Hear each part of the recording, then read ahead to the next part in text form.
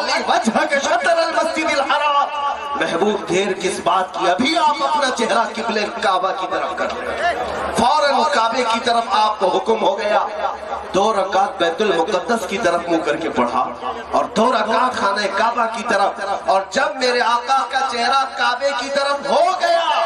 اب قانون یہ آیا، اب قیامت تک آنے والے ہر مسلمان کا قبلہ کعبہ ہی ہوگا، اس لیے کہ چہرہ میرے رسول کا کعبے کی طرف ہوگا، چہرہ رسول کا کعبے کی طرف ہو گیا، اب کوئی اس قبلے کو بدل نہیں سکتا۔ اس کعبے کو کعبہ کس نے بنایا؟ کعبہ مقدس و مطہر ضرور ہے، اللہ کا گھر ضرور ہے، لیکن ہم سب مسلمانوں کا قبلہ کس نے بنایا اسے؟ یہ میرے مصطفیٰ کریم کے چہرے مبارک کی شان ہے۔ اسی لیے اعلیٰ حضرت نے فرمایا کہ ان کو کیا پوچھتے ہو میرے نبی کا مقام کیا ہے، ان پاکھنڈیوں سے کیا سنتے ہو نبی کی عظمت کیا ہے، حاجیوں آؤ شہنشاہ کا روزہ دیکھو، کعبہ کو دیکھ چکے کعبے کا کعبہ دیکھو، اور سے سن تو رضا کعبے سے آتی ہے صدا، میری آنکھوں سے میرے پیارے کا روزہ نعرہ تکبیر، نعرہ رسالت، مسلک اعلیٰ حضرت خلیفہ سرکار تاج الشریعہ،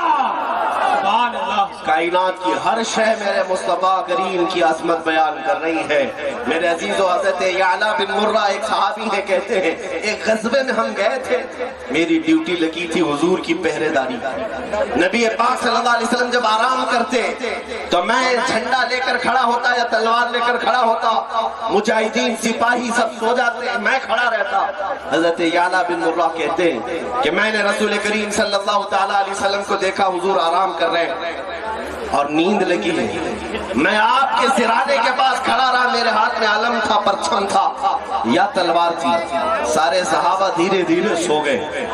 سنو توجہ سے میرے عزیز، حضرت یعلا کہتے ہیں تھوڑی ہی دیر کے بعد میں نے کیا دیکھا، دور صحرا میں اکیلا ایک درخت ہے،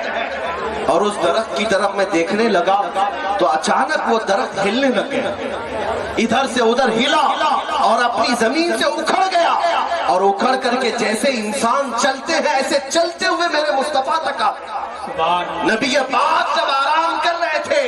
وہ درخت قریب آیا اور قدموں کی طرف جھک گیا اور پھر واپس گیا۔ حضرت یعلا کہتے مجھے تو ایسا لگ رہا تھا میں خواب دیکھ رہا ہوں، میں ادھر ادھر ٹٹول کر کے دیکھا کہ میں جاگ رہا ہوں یا سو رہا ہوں، اتنے میں میرے آقا کی نیند کھلی اور میرے آقا نے مسکرا کر فرمایا اے یعلا، کائنات کی ہر شے مجھے سلام کرنے کے لیے رہا ہے۔ حضور پاک کی عظمت ہر شے کو معلوم ہے، سوائے ان خبیث مردودوں کے، ان کمینوں کے، ان کتوں کے جو زنا سے پیدا ہوئے، انہیں میرے آقا کی عظمت کا کیا علم۔ لیکن میں آپ کو بتانا چاہتا ہوں شان رسالت کیا ہے، میرے آقا کی رفعت اور ان کا مقام و مرتبہ کیا ہے، عرش حق ہے مسند رفعت رسول اللہ کی، دیکھنی ہے حشر میں عزت رسول اللہ کی۔ ان ظالموں کو میں کہتا ہوں تھوڑے دن انتظار کرو، جب ملک الموت کا پنجہ تم پر پڑے گا تم بھی جاؤ گے، اور ایک دن وہ آئے گا جب ہم سب کو مولا اٹھائے گا میدان قیامت میں، ہم بھی جمع ہوں گے تم بھی جمع ہوگے، دیکھا جائے گا فیصلہ کیا آتا ہے ارحم الراحمین کی طرف سے، احکم الحاکمین جب فیصلہ کرے گا۔ الحمدللہ ہمیں اس بات کا احساس حاصل ہے کہ قیامت کا جو میدان ہے وہ بھی مولا نے کس لیے سجایا ہے، فقط اتنا سبب ہے ان عقاد بزم محشر کا کہ ان کی شان محبوبی دکھائی جانے والی ہے، ان کی شان محبوبی دکھائی جانے والی ہے۔ اس دن ہم دیکھیں گے اللہ کریم کے حکم سے ایمان سے دنیا سے رخصت ہوئے تو ہم رسول اللہ کے جنت رسول اللہ، اور ان کا جو انجام ہوگا وہ دردناک انجام ہے، وہ یہاں سے بھی شروع ہوگا، قبر میں بھی، مرنے کے بعد بھی، اور حشر میں بھی ہوگا۔ جو نبی پاک کی شان میں بھونکتے تھے، جانتے ہیں ابو لہب کس انداز سے مرا؟ ایسی بیماری لگ گئی تھی کہ اس کے جسم پر کیڑے لگنے لگ گئے مرنے سے پہلے، اور اس کے بعد مر گیا تو گھر والے اسے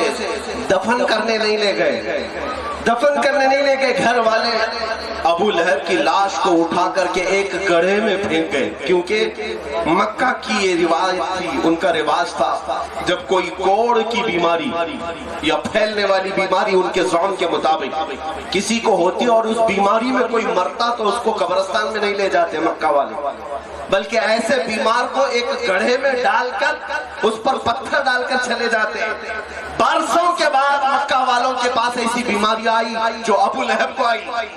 وہ گستاخ رسول تھا، میرے آقا کی شان میں گالیاں دیتا تھا،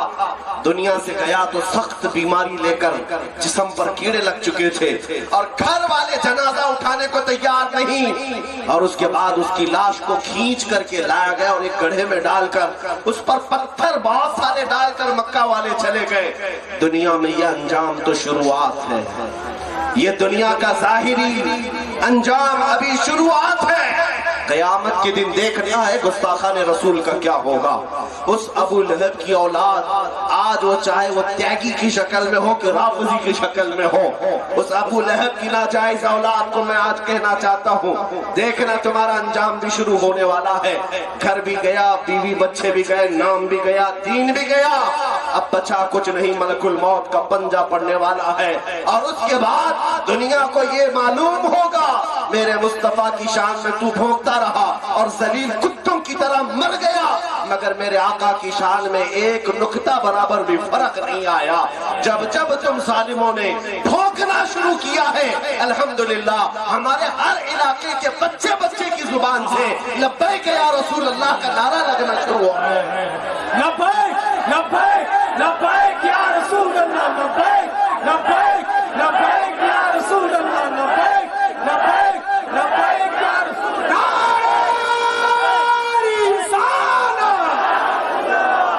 میرے آقا صلی اللہ تعالیٰ علیہ وسلم کی شان۔ اب ایک بات یہ بھی میں بتا دوں، کوئی بھی یہاں پر یہ ہرگز مت سمجھے کہ ہمارے اوپر ان کی ان کی حکومت ہے، الحمدللہ ہم فقیروں کے دلوں پر تاجدار مدینہ کی حکومت ہے۔ ہم یہ بنان تسلیم کرتے ہیں یا نہیں؟ ہماری روح پر، ہمارے دل پر، ہماری جان پر حکومت میرے مصطفیٰ کریم کی ہے، وہ ہمارے سلطان بھی ہیں، ہمارے شہنشاہ بھی ہیں۔ نبی اکرم صلی اللہ تعالیٰ علیہ وسلم کو ہم نے بادشاہ ہر زمانے کا تسلیم کیا ہے۔ سنو، اللہ کے حبیب صلی اللہ تعالیٰ علیہ وسلم کے متعلق ایک بات بتا دوں، کسی دانشور نے بڑی اچھی بات پیش کی۔ آج بھی دیکھو نبی پاک صلی اللہ تعالیٰ علیہ وسلم جس حجرے میں آرام فرما ہے، جس حجرے میں آرام فرما ہے، اس حجرے میں کتنی قبریں ہیں؟ 3 قبریں ہیں، ایک میرے آقا کی اور ان کے پہلو میں حضرت ابو بکر صدیق کی، اور ابو بکر صدیق کے پہلو میں عمر ابن خطاب کی رضی اللہ عنہما۔ یہ مسلمانوں معلوم ہے نا آپ کو، حضور کی جالیوں کے اندر 3 قبریں ہیں، میرے آقا کی اور حضرت ابو بکر، حضرت عمر۔ اب یہ 3 قبریں ایسی ہیں کہ حضور کے پہلو میں دونوں آرام کر رہے ہیں، دیکھنے والوں کی نظریں کیسی دیکھتی ہیں۔ سنو، دنیا میں جو بادشاہ ہوتا ہے اس کے بیٹھنے کا انداز کیا ہوتا ہے؟ بادشاہ جب اپنی کرسی پر براجمان ہوتا ہے تو اس کے پہلو میں اس کے وزیر بیٹھتے ہیں، اور جب وزیر چلے جائیں تو اس کا مطلب ہے کہ حکومت یعنی بادشاہت ختم ہو گئی، یا بادشاہ کا جو وقت تھا وہ ختم ہو گیا، بادشاہ چلا گیا۔ جب تک بادشاہ کے ساتھ وزیر بیٹھے رہیں گے، رعایا بادشاہ کے پاس اپنے سوالات لے کر کے آئے گی۔ جب تک بادشاہ کرسی پر بیٹھا ہے، اور وزیروں کو بھی ہونا چاہیے، اور وزیر اٹھ گئے تو اس کا مطلب ہے کہ اب بادشاہ کا وقت ختم ہوا ہے، یا چلا گیا یا آرام کرنے گیا، سو گیا۔ جب تک وزیروں کے ساتھ بیٹھا رہے گا اس کی بادشاہت قائم ہے۔ اور سنو، میرے آقا فرماتے ہیں اللہ کریم نے مجھے 4 وزیر عطا کیے، 2 آسمان میں اور 2 زمین میں۔ آسمان کے وزیروں کا نام جبرائیل اور میکائیل ہے، زمین کے وزیروں کا نام ابو بکر اور عمر ہے۔ میرے آقا کے یہ زمین کے 2 وزیر ہیں، اب محققین جنہوں نے یہ نقطہ بیان کیا سلام ان کی تربت پر فرماتے ہیں دیکھنا جب بھی میرے آقا مدینے میں کہیں بیٹھتے تھے تو ابو بکر ادھر ہوتے عمر ادھر ہوتے، کہیں سیر کے لیے جا رہے ہیں ابو بکر بھی ہے عمر بھی ہے، جنگ میں جا رہے ہیں ابو بکر بھی ہے عمر بھی ہے، بادشاہ ہر زمانے میں ہر وقت اپنے وزیروں کے ساتھ ہی ہے۔ لیکن اے لوگوں جن ظالموں نے میرے آقا کو مردہ کہا یا ان کی بادشاہت ختم ہو گئی ایسا جملہ کہا، ان کے لیے میں کہتا ہوں آؤ مدینے چلو، اس گنبد خضرا کی چھاؤں کے نیچے ان جالیوں کے اندر اگر تمہاری نگاہیں پڑیں گی تو تم دیکھو گے ہم سب کا آقا و مولا محمد عربی صلی اللہ علیہ وسلم آرام فرما ہے اپنی قبر میں، اور ان کے لمحے ان کے پہلو میں آج بھی ابو بکر بھی سو رہے ہیں، عمر بھی سو رہے ہیں رضی اللہ عنہما۔ یہ اس بات کی علامت ہے کہ دنیا میں ظاہری زندگی میں جب تک وہ بادشاہ تھا اپنے وزیروں کے ساتھ تھا تو رعایا اپنی حاجات اس کے پاس لایا کرتی تھی، اور یہ دنیا کو بتانا ہے اے دنیا والوں بادشاہت ختم نہیں ہوئی، قبر میں بادشاہ گیا ہے اپنے وزیروں کے ساتھ، آج بھی تمہاری حاجت روائی کر رہا ہے، آج بھی تمہاری حاجت روائی کر رہا ہے، تم اپنی فریاد کو پہنچو گے، تمہاری فریاد کو پہنچے گا۔ یہ شان میرے مصطفیٰ کریم صلی اللہ علیہ وسلم کی ہے، اسی لیے اعلیٰ حضرت نے فرمایا تھا تو زندہ ہے واللہ، تو زندہ ہے واللہ، میری چشم عالم سے چھپ جانے والے۔ اے میرے عزیز مسلمانوں، اے ملت کے غیور نوجوانوں، آج جو حالات یہاں پر پیدا ہو چکے ہیں ہندوستان بھر میں، میں اس کے متعلق ضرور کہنا چاہوں گا۔ تمہاری بیداری کا میں متقاضی ہوں، تم اپنے اندر یہ حساسیت لاؤ کہ ہر معاملے پر سمجھوتا ہو سکتا ہے، میرے نبی کی عزت پر کوئی سمجھوتا نہیں ہوگا۔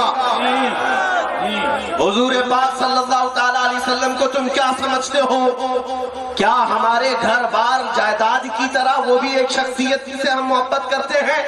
نہیں، کان کھول کر سن لو ظالموں، ہم اپنی جان سے زیادہ میرے مصطفیٰ سے محبت کرتے ہیں، اور ہمارا حال یہ ہم نے دیکھا نہیں ہے میرے آقا کو، ہم ان کا زمانہ پائے نہیں ہیں، لیکن الحمدللہ اعلیٰ حضرت نے سچ کہا، حسن یوسف پہ کٹی مصر میں انگشت زنا، سر کٹاتے ہیں تیرے نام پہ مردان عرب۔ یا رسول اللہ جب تمہاری عزت کی بات آئے گی تو یہ صرف ہاتھ نہیں، یہ صرف پیر نہیں، بلکہ ہر بچہ ہمارا گردن لے کر کے تیار ہے۔ یہ جذبہ آج بھی ہے، اور میں جس مجمع سے خطاب کر رہا ہوں ذرا دل پر ہاتھ رکھ کر کے بتانا،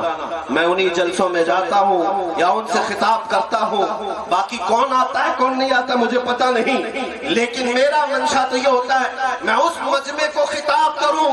جس میں بیٹھا ہوا ہر بچہ اپنی ماں سے صرف دودھ نہیں عشق رسول بھی پی کر آیا ہو، اسے ہماری باتیں سمجھ میں بھی آئیں گی، ورنہ سارے تو حکمت اور مصلحت کا بہانہ کر کے بغلیں جھانکیں گے کہ مولانا ایسے حالات میں کیا کیا بیان کر رہے ہو، حالات خراب ہیں، حالات سخت ہیں، تم حالات خراب اور حالات سخت کرتے کرتے کتنی مسجدیں بیچ دی، تم نے انہی حالات کا بہانہ بنا بنا کر کے ہماری اذانیں، ہماری عزت، ہماری شان کو بیچ دیا، حالات ہر زمانے میں ہمارے خلاف رہے، لیکن الحمدللہ جس کا ضمیر زندہ ہے وہ باطل سے ٹکرا کر کے حق کی تاریخ رقم کرے گا۔ اور اے مسلمانوں ایک بات یاد رکھنا، آئندہ ہم بھی مریں گے تم بھی مرو گے، آگے آنے والی تاریخ تلوے چاٹنے والوں کی تاریخ نہیں لکھی جائے گی، باطل قوتوں سے آنکھوں سے آنکھیں ملا کر بات کرنے والے کی تاریخ لکھی حق ہے، حق ہے، کیا اعلیٰ حضرت عظیم البرکت کو کس قدر اذیت دی گئی، گالیاں دی گئی، صبح شام گالیاں دی جاتی،